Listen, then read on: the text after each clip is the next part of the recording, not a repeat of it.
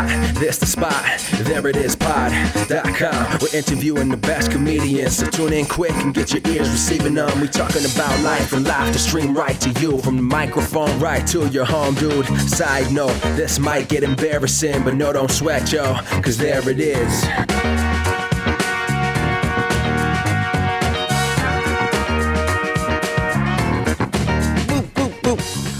Welcome to the There It Is podcast, a comedy podcast for creators and dreamers, and me. It's a Christmas episode. I'm your host, Jason Farr. Let's do this. I'm sitting here with a girlfriend of the show, Justina Sparley. That's right. Thankful to have her here. Happy holidays. We celebrate Christmas, so that's why I call it the Christmas episode. But hey, if you don't celebrate Christmas, whatever you're doing right now, this time of year, I hope it's going well. We love you. So, end of the year episode, just sort of a recap of things. I'm just going to recap from the 1 year anniversary episode. Doesn't make sense to go back to January when we've already gotten that first part of the year recapped very well. Go back and listen to that 1 year episode. I was very proud of it. But we'll just talk about that in a minute and some other fun things. But first, let's just talk about what's going on right now in our lives. We've seen a few fun shows recently. We saw this cool show. It's called Evente. It's at Magnet. It was an improv show, Magnet Theater. Armando Diaz directed it, and it had some of my favorite performers there on the team. I know Justina loves Ilana. Ilana was on that team, Ilana Fishbein. Yes. And but really great show. And they were just doing like a 3-week run, I think, of this show. So it was nice to get in and get to see that. But we also saw a stand-up show that was like in a loft apartment or something. Yeah, we didn't get the address until the day of the show. It was very secret. I'm not sure why, but it was very cool, and I felt very special for going. Yeah, it was really neat. And we didn't know who was going to be on the show. And then Joyelle Nicole showed up. And she was a previous guest on the podcast and a really good guest. So go back and check out that episode. But she just was one of the people who happened to be there. And one of the guys used to write for SNL. And he was really funny. I forget his name. But he wrote for SNL. And it was a good show. There were a lot of people that we really liked. Yeah. It was awesome. And I don't remember, so that was a few weeks ago, but I don't remember if I ever mentioned here on the podcast about the Conan show stand-up. There was like a stand-up show that... Yeah, part of the New York City Comedy Festival. Mm-hmm. They put together Best of Conan stand-ups. And one guy made the joke, he's like, thanks for coming to the Best of Conan stand-ups that were in New York this week for the show, you know? Because, I mean, there's been a million great stand-ups on Conan, but... Yeah, but Aparna and Charla was on. Daniel Sloss. Yeah, he's a big popular one from... who's Scotland. Been on Conan. Yeah, and from Scotland. And, I don't know, it was just an awesome show. It was like really... That was also very secret, and they... high security, and then we get in and it was open bar and beautiful space and a really fun show. I don't know, they had cameras there, but I don't know where it's gonna air. I don't know what it's gonna be on, so it was really cool. It was a fun show. Yeah. We had a good time at that. And what else did we saw The Opposition. We got to see The Opposition twice with Jordan Klepper. Yes, and for those who are not aware, that comes in the former Colbert Report spot right after The Daily Show. And also former Nightly Show slot, 11:30. And Jordan Klepper is great. He's super quick. He's a great host. And even behind the scenes, I feel like he's a good host because there are a couple times where he'll check in with the audience and just be like, hey, how you guys doing? Oh, you're a lot of fun. But he's very affable and friendly. Yeah, that's affable. Yeah. Yeah, he was really nice. And super funny. And the reporters, they're like young, hip reporters, the correspondents, I guess. Yeah. And I don't know, it's a great show. It's a lot of fun to be at. Yeah, really, really good time. Yeah. We had a good time. It's in the Hotel Pennsylvania. And like all those shows, you get to see it for free, which is nice. Yeah. Yep. So if you're Good in New times. York, go check out The Opposition. Just if you just put the opposition tickets into a Google search or a Bing search, this is. Please don't talk about Bing right now. Okay. Also, just eat dinner before you go because there is some waiting involved. Yeah. And if you're like me, and it's like at 6:30, which some shows are earlier than that. So you'll be getting out around 8 until like 7:30. So Mm-hmm. just eat something. Eat something, guys. Why are you holding out on eating? We had a good time in that, really good time in that. So that was fun. We enjoyed ourselves. And last night we saw The Last Jedi. It's fresh. And at the end, no, I'm just kidding. It was great. Let's not talk about it. Big comedy. Huge comedy. How can we not talk about it? I love the Porgs. I personally felt that they did not have a significant role. Right. But I really enjoyed them. Yeah, they're adorable and cute and everything. I could have done with maybe 2 or 3 scenes with them, and that would have been or sufficient. a more significant role, or like the Ewoks and fight. That's what I'm saying. Yeah, right. But I did enjoy the movie. I just didn't love it so much. There were parts that were badass. Was some of the best movies. Yeah. Parts I've ever seen ever of any movie. Yeah, there are a couple of fight scenes that are the best fight scenes in any Star Wars movie. But anyway. Anyway, enough of that. Go see it. Yeah. You're going to love it. Yes, you will. Or at least hate it immediately. No, there are people who love and hate that movie. There seems to be no middle ground. And let's see, what else? Oh, I saw something in the news last week that at some event that Alec Baldwin, I think it was, and Meryl Streep discussed if you can separate the art from the artist, which is the first time we saw Jordan Klepper, he made a joke about people talking about separating the art from the artist. But all I ever hear is people saying you can't separate the art from the artist, or people saying you can separate the art from the artist. And that's it. No one makes any sort of deeper points about how if it's stand up or music and you're watching the artist, it's hard to separate the artist.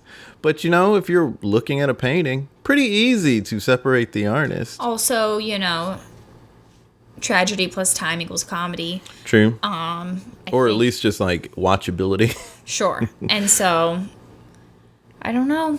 I feel like some famous European painters did some really effed up things, and I don't know that. I just feel like they did.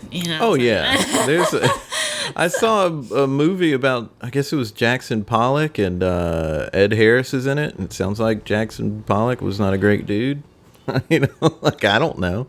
I think if you go back to Mark Twain time period, dude might have been a misogynist or a racist.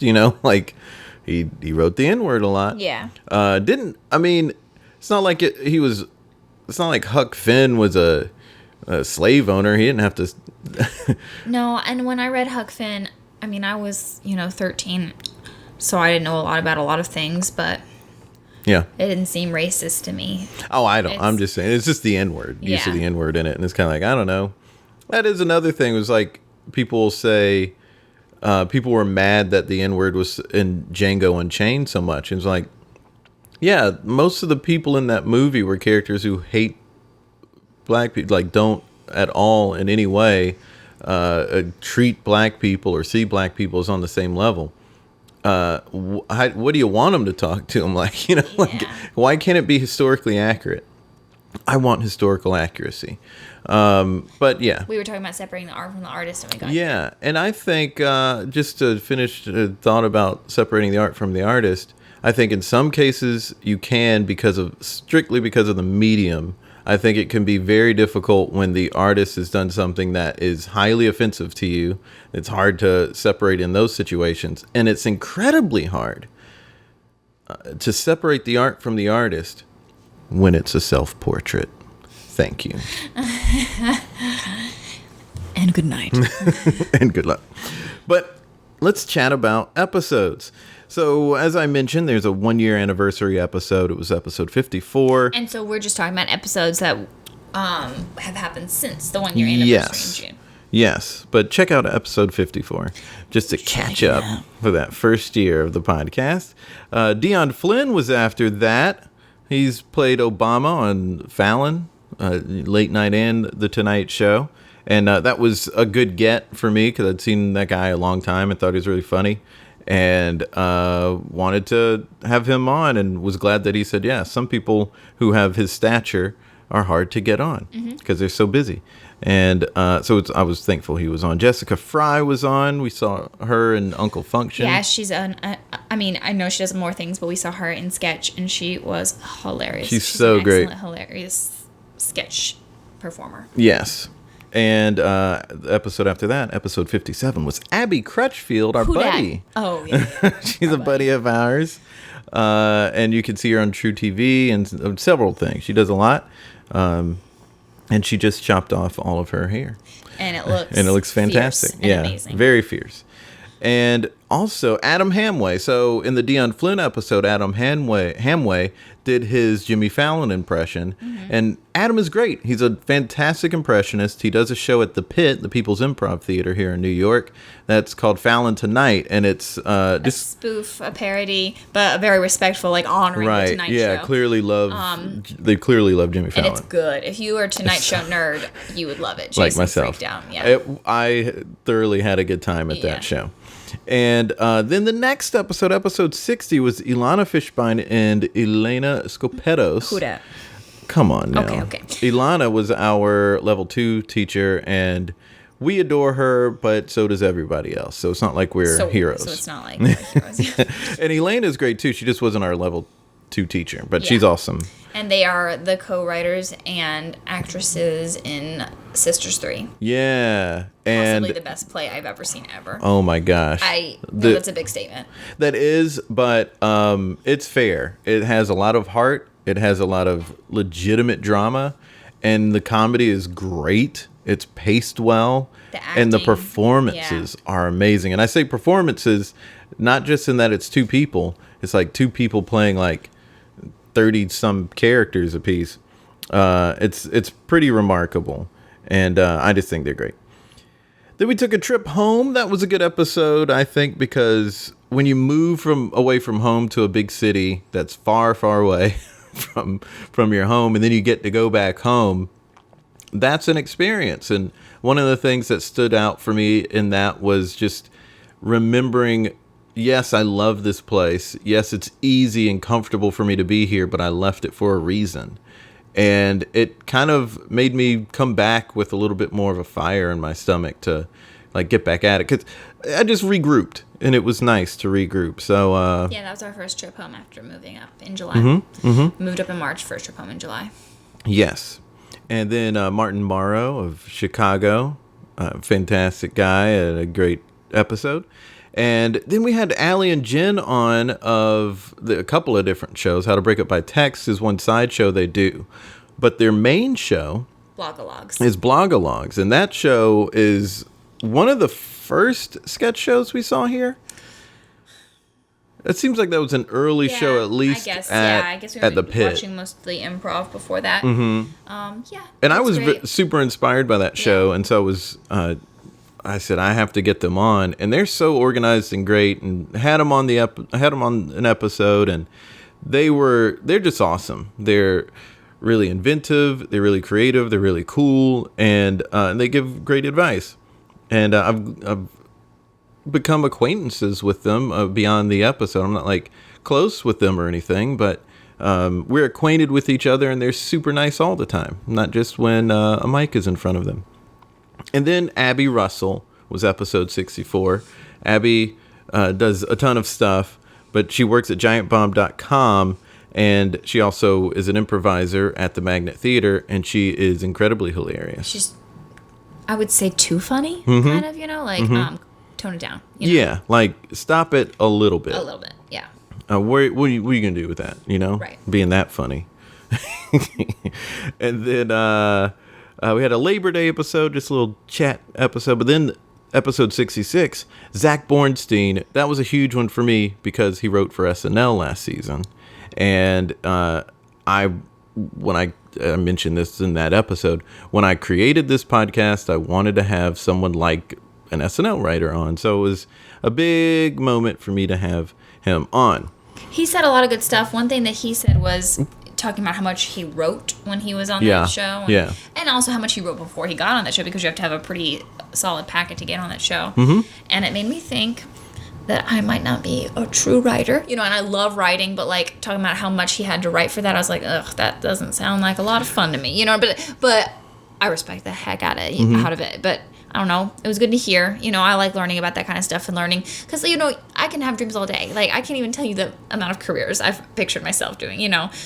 Anyway, I'm glad he shared that. I am too. And I think the thing that it's good to like hear, the reason it's good to hear is because, yeah, maybe you don't write as much as someone needs to write for, you know, a job on SNL.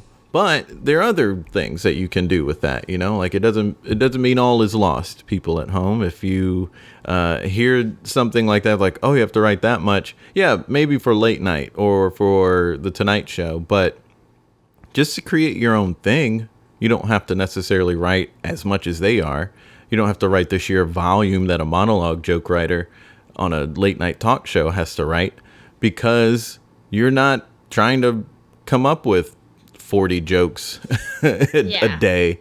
So, you know, you can still like come up with something that's meaningful and great and not write half as much as those guys, right? Yeah. And gals. Episode 67 was with Emily C. Browning. She was a New Zealand jazz guitarist, and I just happened to see her on Instagram and then saw a show of hers, and she was so great. And I like having musicians on and talking to them about their process. I think it can help anyone learn about a process for themselves. But also just like learning, I think in that particular episode, it was less on process and more on like creativity and touring, and especially coming from another country and having the culture shock.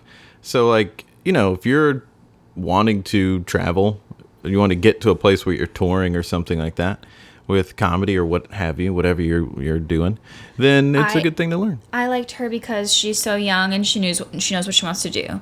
And like, for whatever reason, I feel like no matter how long I live, when I see young people, no matter how long I live, when I see young people who know what they want to do, it blows my mind. I guess it's just because it's so different from my experience. And I'm so impressed by it. So, go Emily. Yeah, go Emily. Next episode we did a comedy shop talk episode, and then we did the harassment and discrimination episode, which is a serious episode. Yikes. Especially this year because of all the stuff coming out and still comes out. And I think it's a watershed moment. Every single day, something new about a bad man. I wrote that song about this very thing. But wasn't that an SNL bit? Oh, was it? They did something similar. I don't think it was that same tune or lyrics. But it was very similar in topic. Here I was thinking I was being cute. Well, you are being cute, but also you're writing as much as they do in SNL. just by riffing. Can I just make a comment now? So I generally put the episode number on episodes, and I didn't on that one, because it just so happened, and I promise to my Lord and Savior that this was not intentional. But we get to that episode, the harassment and discrimination episode, and I'd edited the episode. No other episode ready to go. No other episode ready to go. Was putting it on SoundCloud so it can just get published. And I was like, all right, episode number 69. Yikes. And I said, well, and this is completely true. And I was like, I cannot call the harassment and discrimination episode about sexual harassment. To post it. I said, skip it this week or do something. And I didn't have anything else. And I was like, and I've been telling people that we're doing this week, so I could not. So, oh gosh, I feel like a weight has been lifted off my shoulder for talking about that. Everyone's been talking about it, Jason. That is I think, an important episode to listen to. I know a lot of people are talking about the subject, but in this particular episode, people are talking about what they're doing in their theaters to keep people safe. And that's a good thing. That's way more important to talk about than like what Matt Damon said that was, whatever you thought it was. Who cares? I'm not saying he's a powerful man in Hollywood, and if he says something wrong, then it can influence people. I get that. But at the same time, not the most important part of the topic, It's kind of like, how do we stop doing this? How do we stop this stuff from happening? Next episode was with Liz Mealy, who we saw just down the street from where we live. She was at Halyards when we saw her. She was doing a stand-up show. And it's called The Bitches Brew. That wasn't the we didn't see. Well, it was. We've seen Bitches Brew. Oh, she was doing a different one. She was doing a different show. Disregard. But yeah, it was just a fun show. It was a free show. Yes. She's super funny super cute. Yeah, and she good. Stop being so good. Stop being so good. Also at that same show was Mike Kaplan. He spells his name M-Y-Q. Mike. Whoa. And woke. And but those two are great. They gave really good advice. They got right into it, and they're successful for a reason. They're great. Then another Comedy Shop Talk episode. And then we had our good friend Dr. Andy Rourke on. And listen, I'm biased because I love Andy Rourke. He's an awesome dude. Great dude, supportive dude, hilarious dude. But it's a great episode because I think he gives really, really sound advice to anyone who needs it. And just about how you can find your thing to put out. Yeah, because he has like a very unique thing that he's putting out. Yeah. And it's interesting how he got to it. I think he's very successful. Yeah, I think people could take his advice and learn what their thing is and then develop it and make it real, make it come alive. And that's, good episode. I had another episode that was, a tough topic. It was about suicide. It was in loving memory to my friend Chris Farmer, and still tough to just think about what happened there. But suicide prevention to me is really, I think, a very doable thing and tangible thing for us to do. And I think it's a very important thing for us to do because, most of these cases you're hearing about and you can't help but think, if only they just knew that I would have been just a phone call away and I would have listened. And it's just tough, just call somebody. So I was, I was glad that I did that episode, but it was tough. The next episode was with Vanna Dabney, who's from South Carolina, but she's done a ton of stuff. She currently works at Conan, and so she's living my dream. Moved from South Carolina to a big city and works for Conan O'Brien. Like, that's pretty much what I want to do. If not Conan, then Fallon. If not Fallon, then Seth Meyers or Jordan Klepper or Stephen Colbert. Love him too. And then I did a little bonus episode. First ever. Yeah, you go, girl. And I could say girl when I'm talking about myself.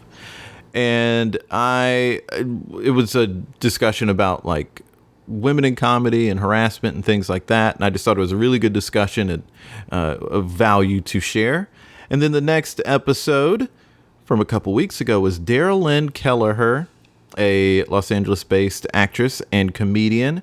And she also, I think, gave a lot of tangible advice for people who want to put some work out, especially putting work out online. Yeah. And check her out. She's got good stuff out there. And then last week's episode, Lace Larrabee from Atlanta. She's awesome. She has a great name, Lace Larrabee. That's great. She could be a superhero. And she kind of is. And we talked about a bunch of other stuff. We didn't end up talking about her good friend, I think her best friend, was someone that I was in a movie. She was her best friend. Her name is Beth Keener Dent, and also lives in Atlanta. And she was a secretary or office assistant to Kevin Bacon in this movie, and I was an extra in the movie. And in my scene, my one and only scene, I walk up to her and hand her some papers for her to look over and check off and walk away. And I was like, oh, she's, anyway, talked on the set, thought she was awesome. Years and years later, I meet Lace. Like 7-8 years later is when I met Lace. And then I found out about their connection. I was like, what? We didn't even talk about that. The stuff that happens off mic or could happen that's only in my head, and then I forget about it. Mm-hmm. That's what these episodes are for. Check out those episodes. They're a lot of fun.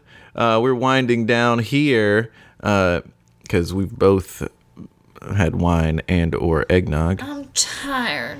And so it's that time. Let's create something together. I don't do New Year's resolutions, but I moved up here to do something. So I feel like 2018, it is almost upon us. What are things that I can do to, make the most of 2018? So I would say take a lot of the advice that I've gotten from previous guests. I want to really hit the ground running with that. But one thing I really want to do, this is a goal of mine, is to audition for the conservatory at the Magnet and get in. And then after that, audition to be on a team at Magnet and get in. That's a goal. Now I can't say it's gonna happen, but that's a goal that I'm gonna put out there and let it come back to me however way it's gonna come back. And then also get a job at Colbert or Opposition or Fallon or Seth Meyers. That's right. Those are my 2018. What do you got? Nice. Me? Who, me? So I don't do New Year's resolutions in general either, but I can't say right now because I'm very much of the mindset, if you say something, you better do it, And so I don't mind doing that, but I don't have anything in mind right now. If you see something, say something. If you say something, you better do it. That's what I'm saying. Someone once told me, I went to this leadership camp once in college, and I hated it because I was just surrounded by all these young people who, once again, knew what they wanted to do with their lives, and then here I am who are you people? But one of the things that I got from it that was great was one of the counselors, she said the most simple definition of integrity is doing what you say you're going to do. That's a very, very long way to get to the point of, I don't know what I want to do next year. My goals have changed since I moved up here. And I just want to be sure before I say it out loud and put it in the universe, because I don't want to say something and then not do it. I don't like that. No, I've seen people do that and I don't like it and I don't respect them. I don't respect that. You know what I mean? I said I was going to take a shower today. I didn't. I don't know. Well, there it is. That was 2017, folks. Happy holidays. Merry Christmas. Merry Christmas. Happy Hanukkah. Happy Hanukkah. Happy Kwanzaa. I don't know one person that's I don't either. Kwanzaa. I don't either, but we're in New York now, and maybe we do. And what else? Happy Festivus for This Is Us, the TV show. And Happy New Year. Happy New Year. Until next time, be good to each other. The music for the theme song was created by Neil Brooks. The rap was written and performed by Nick Acevedo. The logo for There It Is was created by Jeff Prater. The There It Is podcast is produced by Jason Farr.